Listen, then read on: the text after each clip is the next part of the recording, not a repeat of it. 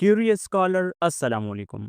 आज हम property of human language का एक शॉर्ट इंट्रोडक्शन पढ़ेंगे। उसके बाद लैंग्वेज की ऑल प्रॉपर्टीज को वन बाय वन डिस्कस करेंगे। Let's start.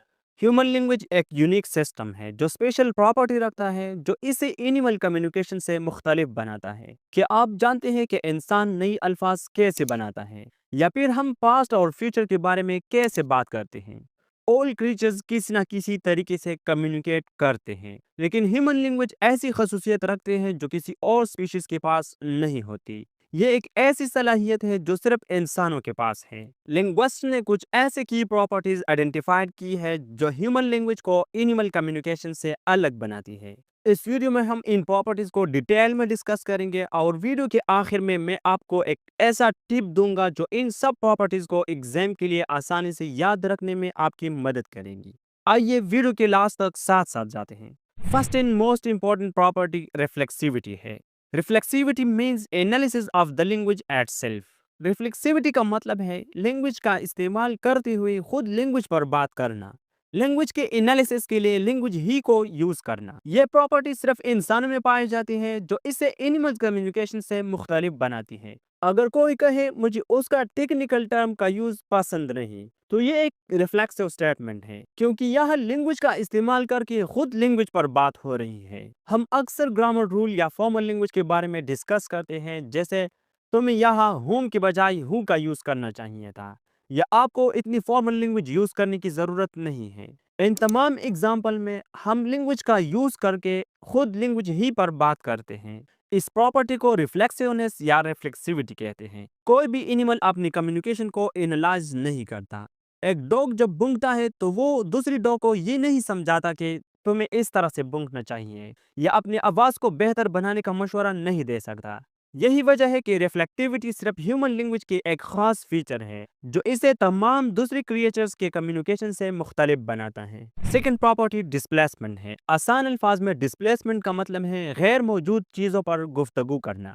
डिस्प्लेसमेंट वो एबिलिटी है जो इंसान को मौजूदा टाइम एंड स्पेस से हटकर बात करने की सलाहियत देता है। यानी हम अपनी लैंग्वेज का इस्तेमाल करके पास्ट, फ्यूचर और एब्स्ट्रैक्ट आइडियाज के बारे में बात कर सकते हैं जो किसी भी एनिमल्स कम्युनिकेशन सिस्टम में नहीं पाई जाती। यानी अगर हम पास्ट ले, फ्यूचर ले या फिर एब्स्ट्रैक्ट आइडियाज हो, इनमें से कोई भी प्रेजेंट में मौजूद तो नहीं होती। पास्ट और फ्यूचर भी प्रेजेंट नहीं है और एब्स्ट्रैक्ट आइडियाज की भी प्रेजेंट रियलिटी नहीं होती।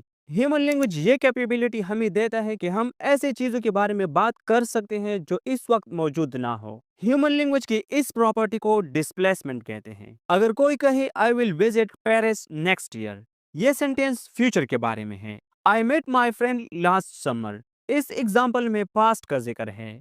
Angels and fairies are the part of many cultural stories, ये एब्स्ट्रैक्ट कंसेप्ट्स हैं जिसकी प्रेजेंट रियलिटी नहीं है। ये तमाम एग्जाम्पल डिस्प्लेसमेंट का क्लियर प्रूफ हैं क्योंकि इंसान ऐसा कुछ डिस्कस कर सकता है जो फिलहाल मौजूद नहीं है। एनिमल सिर्फ इमीडिएट टाइम और प्लेस पर रिएक्ट करते हैं।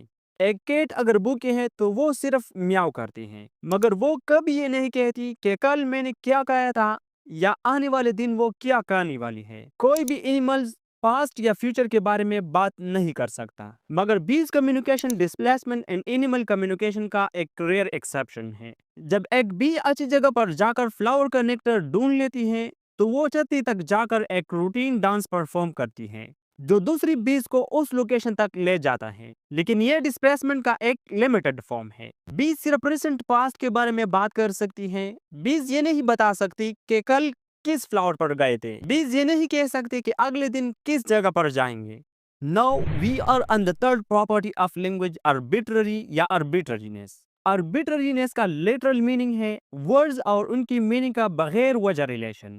आप इस तरह भी कह सकते हैं कि illogical relation between words and their meanings. Arbitrariness का मतलब होता है कि वर्ड्स और उनकी मीनिंग के दरमियान कोई नेचुरल ताल्लुक नहीं होता। हर लैंग्वेज में मुख्तलिफ अल्फाज होते हैं जो एक ही चीज को डिस्क्राइब करते हैं, मगर उनका उस चीज से कोई डायरेक्ट कनेक्शन नहीं होता। अगर हम इस फोर लेग एनिमल का नाम देखें तो हर लैंग्वेज में उसके लिए एक अलग वर्ड्स यूज होता है। इंग्लिश डॉग, अरबिक कल्ब, फ्रेंच चैन, जर्मन हुन, इस तरह का उसका कुछ प्रोनाउंसिएशन है। ये तमाम वर्ड्स एक ही एनिमल के लिए है, मगर इन वर्ड्स का इस एनिमल से कोई नेचुरल या बायोलॉजिकल ताल्लुक नहीं है। ये भी तो फोर लेग एनिमल है, इसको हम डॉग क्यों नहीं कहते? ह्यूमन लैंग्वेज में वर्ड्स और उनकी मीनिंग के दरमियान कोई इनहेरेंट कनेक्शन नहीं होता। ये तो डिफरेंट लैंग्वेजेस का एग्जाम्पल था। हर लैंग्वेज में सेपरेटली भी यही सेम कहानी है। अगर हम इंग्लिश का एग्जाम्पल ले, ट्री और वुड दोनों एक ही कंसेप्ट से रिलेटेड है, मगर इन वर्ड्स का इन मीनिंग से कोई नेचुरल कनेक्शन नहीं है। यही वजह है कि ह्यूमन लैंग्वेज आर्बिट्ररी होती है। सोसाइटी और कल्चर ही वर्ड्स को मीनिंग देती हैं। एनिमल सिग्नल्स नेचुरली फिक्स्ड होते हैं। एक डॉग का ग्रोल एग्रेशन शो करता है, उसका मीनिंग ऑटोमेटिकली समझ आ जाता है। एक कैट का पर्रिंग सिग्नल रिलैक्सेशन शो करता है, इसका भी एक नेचुरल कनेक्शन होता है। यानी एनिमल कम्युनिकेशन आर्बिट्ररी नहीं होती, क्योंकि सिग्नल और उनकी मीनिंग के दरमियान एक डायरेक्ट रिलेशन होता है। आर्बिट्ररीनेस एंड ह्यूमन लैंग्वेज में एक रेयर एक्सेप्शन ओनोमेटोपिक वर्ड्स का है। कुछ वर्ड्स नेचुरल साउंड्स इमिटेट करते हैं, जो वर्ड्स और उनकी मीनिंग का डायरेक्ट रिलेशन शो करता है। जैसे बज बी को शो करता है, स्लर्प ड्रिंकिंग साउंड है, कुकू बर्ड्स का नाम है जो उसकी आवाज से मिलता है। ये वर्ड्स आर्बिट्ररीनेस को तोड़ देती हैं, क्योंकि यहाँ वर्ड्स और उनकी मीनिंग के दरमियान डायरेक्ट रिलेशन है। लेकिन ये वर्ड्स ह्यूमन लैंग्वेज में बहुत कम है। मेजॉरिटी वर्ड्स आर्बिट्ररी होते हैं। फोर्थ प्रॉपर्टी हमारे पास आता है प्रोडक्टिविटी।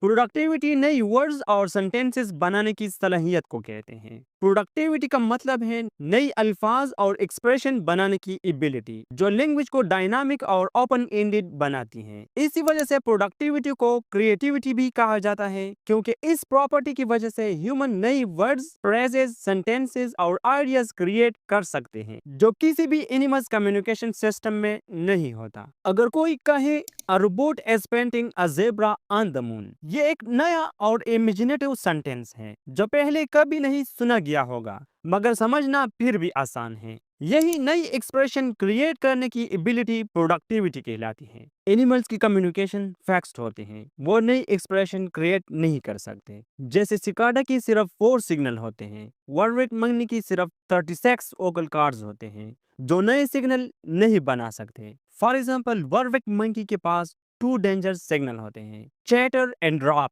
चैटर तब इस्तेमाल करता है जब आसपास कोई सांप मौजूद हो। ड्रॉप ये सिग्नल शो करता है कि हवा में कोई ईगल है। लेकिन अगर कोई स्नेक जमीन के बजाय हवा में नजर आए, तो ये मंकी चैट ड्रॉप जैसे कोई नई सिग्नल क्रिएट नहीं कर सकते। इवन डॉल्फिन्स एक कॉम्प्लेक्स कम्युनिकेशन सिस्टम यूज करता है, जो उन्हें मुख्तलिफ मैसेजेस कन्वे करने और एक दूसरे के नेम्स रिकॉग्नाइज करने की एबिलिटी देता है।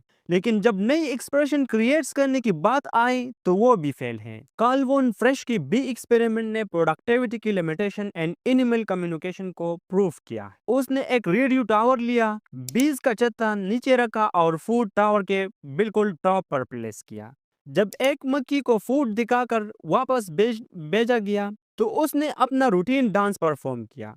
लेकिन बाकी बीज फूड का एग्जैक्ट लोकेशन नहीं ढूंढ सकी, क्योंकि उनका डांस हॉरिजॉन्टल डिस्टेंस बताता है, वर्टिकल नहीं। इस एक्सपेरिमेंट ने यह प्रूव किया कि बीज कम्युनिकेशन में प्रोडक्टिविटी है तो, लेकिन वो बहुत लिमिटेड है। इस lake of productivity and animal communication को फिक्स्ड रेफरेंस कहते हैं। यानी एनिमल्स का कम्युनिकेशन सिस्टम रिस्ट्रिक्टेड होता है, जिसमें हर सिग्नल सिर्फ एक स्पेसिफिक ओकेजन और पर्पस के लिए होता है। वो अपने सिग्नल्स को मॉडिफाई या मिक्स नहीं कर सकते, जो उनकी कम्युनिकेशन को लिमिटेड और नॉन क्रिएटिव बना देता है। फिफ्थ पे हमारे साथ कल्चर ट्रांसमिशन आता है। इंसानों की लैंग्वेज जेनेटिक नहीं होती, बल्कि कल्चर और एनवायरनमेंट से सीखी जाती है। हम फिजिकल फीचर्स जैसे ब्राउन आईज और डार्क हेयर तो अपनी पेरेंट्स से इनहेरिट करते हैं, लेकिन उनकी लैंग्वेज इनहेरिट नहीं करते। हम लैंग्वेज को कल्चर या सोसाइटी के दूसरे लोगों से सीखते हैं। ये प्रोसेस जहाँ लैंग्वेज एक कल्चर या सोसाइटी में एक जनरेशन से दूसरी जनरेशन को पास होती है, इसको कल्चरल ट्रांसमिशन कहते हैं। अगर एक कोरियन बेबी को इंग्लिश स्पीकिंग फैमिली में पाला जाए, तो वो इंग्लिश ही बोलेगा, न कि कोरियन, क्योंकि उस एनवायरनमेंट या कल्चर में उसको इंग्लिश सीखने को मिलेगा। कैट को अगर इंसान पाले भी वो म्याऊ करेगी, और अगर डॉग कैट्स के साथ पाले भी वो भौंकेगा। इट मीन्स दैट कि ना तो कैट इंसानों की जुबान सीख सकती है और ना डॉग कैट्स को कॉपी कर सकता है। एनिमल कम्युनिकेशन सिस्टम जेनेटिक होता है और ह्यूमन का सोशल है। यहाँ पर एक रियल एक्सेप्शन की बात करते हैं। कुछ बर्ड्स जैसे स्पारोज अगर बचपन के फर्स्ट 7 वीक्स में अपनी स्पीशीज का सॉन्ग ना सुने तो वो एबनॉर्मल आवाज निकालती है। यानी बर्ड्स में जेनेटिक प्लस लर्निंग दोनों का मिला जुला प्रोसेस है, ना कंप्लीटली कल्चरल है ना कंप्लीटली जेनेटिक। नेक्स्ट प्रॉपर्टी हमारे पास डुअलिटी आती है। डुअलिटी का मतलब है कि लैंग्वेज 2 लेवल पर काम करती है। एक को हम साउंड लेवल, दूसरे को मीनिंग लेवल कहते हैं। साउंड लेवल में हमें साउंड्स या लेटर दिखते भी है और उनके मीनिंग भी नहीं होते, इस वजह से इसको फिजिकल लेवल या मीनिंगलेस लेवल भी कहते हैं। फॉर एग्जाम्पल ब, इ, न, इन 3 इंडिविजुअल साउंड्स की कोई मीनिंग नहीं है। मीनिंग्स के लिए हमें मीनिंग लेवल को देखना पड़ता है। लैंग्वेज का दूसरा लेवल मीनिंग लेवल है। मीनिंग लेवल में ये इंडिविजुअल साउंड्स कंबाइन होते हैं, न्यू वर्ड्स बन जाते हैं with different meaning. For example ब, इ, न साउंड को कंबाइन करके 2 न्यू वर्ड्स क्रिएट हो जाते हैं जो कि बिन और निब है। दोनों में सेम वर्ड्स हैं ब, इ, न, लेकिन अरेंजमेंट चेंज होने से new words with specific meaning create हो जाते हैं। अगर हम पैट, टैप और एप्ट का एनालिसिस करें तो ये सिर्फ 3 साउंड्स या आसान अल्फाज में 3 लेटर्स का कॉम्बिनेशन है। अरेंजमेंट चेंज होने से नई वर्ड्स देते हैं और इनमें से हर एक वर्ड्स का अपना मीनिंग होता है। प, ए, ट, ये साउंड लेवल है। जब इन साउंड्स को कंबाइन करते हैं तो इससे नई वर्ड्स बन जाते हैं। Each has a specific meaning. फिर मीनिंग लेवल पर चले जाते हैं। Property of duality human language का one of the most economical feature है। इसकी वजह से ह्यूमन लिमिटेड साउंड के साथ large number of sounds produce कर सकते हैं जिनकी मुख्तलिफ मीनिंग होते हैं। एनिमल्स के साउंड्स फिक्स होते हैं। एक डॉग का बार्किंग या ऑफ साउंड सिर्फ एक फिक्स मैसेज कन्वे करता है। साउंड लेवल पर बात एनिमल्स में भी ठीक है। एनिमल सिग्नल्स भी साउंड्स तो हैं, लेकिन इसमें ह्यूमन की तरह वेरिएशन नहीं होती। जब एनिमल्स में मीनिंग लेवल पर बात आती है, एनिमल्स तो बिल्कुल अपनी साउंड्स को ब्रेक डाउन कर सकते हैं, ना डिफरेंट साउंड्स को कंबाइन करके न्यू सिग्नल्स क्रिएट कर सकते हैं। लास्ट प्रॉपर्टी डिस्क्रीटनेस है। In simple words, discreteness as the combination of small unit. Discrete का मतलब है सेपरेट या स्मॉल, यानी इसका मतलब ये हुआ कि लैंग्वेज छोटी यूनिट से बनी होती है जो मिलकर नई मीनिंग्स क्रिएट करती हैं। ब, ए, ट, ये 3 स्मॉल यूनिट्स हैं। इन साउंड्स को मिला के नई वर्ड्स बन जाते हैं, यानी लार्ज यूनिट्स बन जाते हैं। For example bat, mat and pat में प, ब एंड म साउंड का फर्क है। प, ब एंड म को रिप्लेस करने से नई वर्ड्स आ जाते हैं और इनकी मीनिंग्स भी डिफरेंट हैं। डिस्क्रीटनेस में हमारे पास स्मॉल यूनिट्स का ये प्रोसेस लार्ज यूनिट की तरफ जाता है, यानी साउंड से वर्ड्स, वर्ड्स से फ्रेजेस, फ्रेजेस से सेंटेंस बनते हैं। जिस तरह से हमने प्रोडक्टिविटी में देखा कि वर्वेट मंकीज के डिफरेंट कार्स हैं, मगर वो नई मीनिंग्स बनाने के लिए इन्हें कंबाइन नहीं कर सकते। मीन्स दैट के डुअलिटी एनिमल्स कम्युनिकेशन में एग्जिस्ट नहीं करती। अक्सर स्टूडेंट्स डिस्क्रीटनेस और डुअलिटी में कंफ्यूज हो जाते हैं। इन दोनों में की डिफरेंस ये है कि डिस्क्रीटनेस में हम जनरली स्मॉल यूनिट्स को कंबाइन करते हैं और इनसे लार्ज यूनिट बनते हैं, जिस तरह हमने डिस्क्रीटनेस में पढ़ा। और डुअलिटी में हम लैंग्वेज के 2 डिफरेंट लेवल्स को स्टडी करते हैं। साउंड लेवल, जिसको फोनीम्स भी कहते हैं, और meaning level. All right guys, अब हम प्रॉपर्टी ऑफ लैंग्वेज का एक क्विक रिवीजन करने वाले हैं और साथ ही एक स्मार्ट हैक भी मिलेगा जो तुम्हें एग्जाम में याद रखने में हेल्प करेगा। ये टेबल देखो, हर प्रॉपर्टी के सामने यस लिखा है अगर वो ह्यूमन लैंग्वेज या एनिमल कम्युनिकेशन में मौजूद है, और अगर किसी केस में कोई एक्सेप्शन है तो वो भी क्लियरली मेंशन है। अगर ओवरऑल देखा जाए तो ये प्रॉपर्टीज ह्यूमन लैंग्वेज को डिफाइन करती हैं। मतलब ये सारी प्रॉपर्टी ह्यूमन लैंग्वेज में फुली प्रेजेंट हैं, जबकि एनिमल्स कम्युनिकेशन में मोस्टली नहीं है। हाँ, एनिमल कम्युनिकेशन में एक्सेप्शन जरूर है, लेकिन वो भी काफी लिमिटेड है।